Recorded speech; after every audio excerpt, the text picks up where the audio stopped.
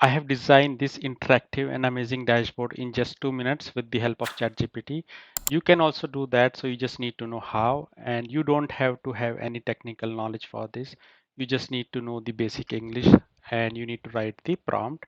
And so this is the full prompt, and I have put the link in the description. You can download it from there, and you can also tweak it as per your requirement.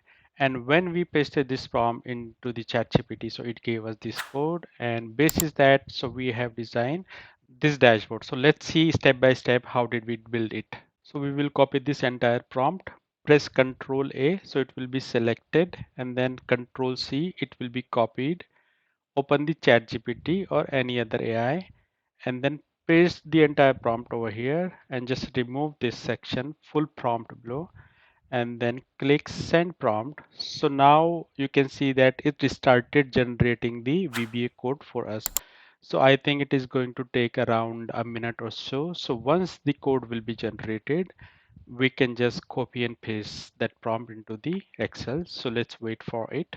So code is now fully generated, and now we'll copy this and then we'll go to the Excel workbook, and then we will press Alt F11 over here and then go to the insert, click on module, and then paste the VBA code over here. And if we go to the top, you will see something like this. Then save it and then close this window.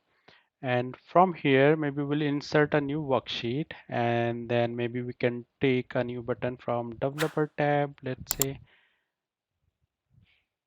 and I will assign this build HR dashboard macro, and I can change the name to, let's say, build HR dashboard. And now I will click on it, and then it will take around a minute, and then you can see that we got the message HR dashboard created successfully. So now you can see that on the top we have some metrics, and at the bottom so we have some graphs. So I don't see the slices over here. Okay, so we got the slices over here. So maybe so it's some placing issue. We can fix that in our code. So we can maybe add a line that okay, so we need the slices at the, let's say, row number 17 at the week column. So that will also be done. I have placed these slices at the right hand side. So if you click on any of the slices, these values will change.